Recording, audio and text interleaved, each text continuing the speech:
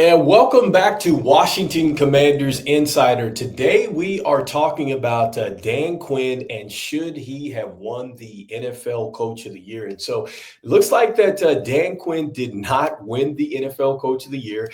The winner of that award was Kevin O'Connell of the Minnesota Vikings. He won that. He had first place votes. He's got 361 points to win the honor. Then you had Dan Campbell, who finished second with 283 points. After that, that's where you have the Kansas City Chiefs, Andy Reid at 119 points. Then it was Dan Quinn at 85, and then Sean Payton at 71. And so, starting with the coach who did win it here, in Coach O'Connell of the Minnesota Vikings, and so you do have to give them credit. Look, they were 14-3.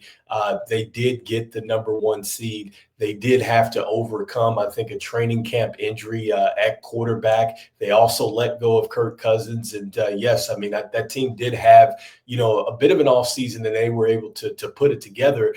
But I definitely think that, Dan Quinn should have won this award. Make no mistake about it, because when I look at, the coaches that finished ahead of him, I think that that roster with the Minnesota Vikings, I think that was a little bit more set of a roster. And I think it was ready for some immediate success, and a lot more success, I think, versus the Washington Commanders. And then you look at Dan Campbell, you look at the Detroit Lions. Look, that was a team that was very good a season ago. And so it didn't shock me that they had a good season this year, going ahead and getting to the divisional round or whatnot. And so then when you look at Andy Reid, we knew that the Kansas City Chiefs were going to be good. In fact, I mean, they're here in the Super Bowl. They're going for their third straight Super Bowl. So we knew that was a given. And just with Dan Quinn and the job that he did, I think the Washington Commanders might have had the most turnover in all the NFL with just turning over the roster. You look at the fact that on top of that, we had a new GM, we had new management come in for this year. Everything was brand new. And for this team to go from 4-13 a season ago up to 12-5, I think that certainly pushes Dan Quinn to the top. And not only did he do that, he did this with a rookie quarterback. And so with a rookie quarterback, and yes, Jaden Daniels had a phenomenal year, but a rookie quarterback, a new head coach, a new front office, and you get all the way to the NFC Championship game, just a game before the Super Bowl. I think that you absolutely have got to get the Coach of the Year. I mean, look, he helped this team, lead or really get this team to an upset victory over the Detroit Lions. We were able to get past the Tampa Bay Buccaneers. I mean, you look at the fact that, look, the Washington Commanders had not had, a playoff win in such a long time. He was able to really break that. So many records that Dan Quinn helped coach this team through. And yes, I think that he should have been absolutely the Coach of the Year. And so let me know in the comments what you think about that. Do you think that, yes, Dan Quinn was the Coach of the Year?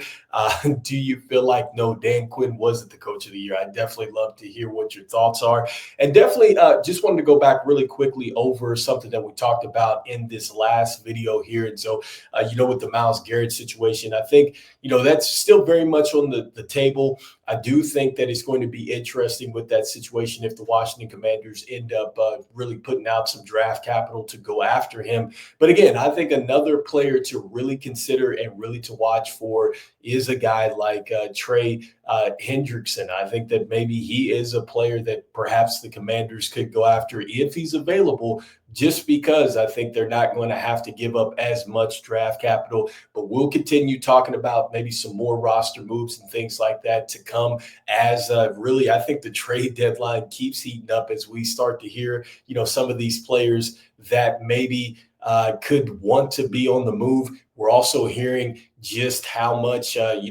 maybe players are wanting to come to Washington now with this recent success. So I think that is going to be something to monitor and something exciting to watch for. But in the meantime, let me know what you think about this, because I absolutely think that Dan Quinn should have been the head coach of the year. And so we'll be talking a little bit more Washington Commanders football, more free agents, more draft selections that maybe the Washington Commanders could pivot to in this upcoming draft, and perhaps maybe some shocking roster moves, because I do think we need to talk about a little bit more of maybe some players that the Washington Commanders maybe move on from last season's team. So once more, go Commanders, and I will see you on the next one. All right, peace.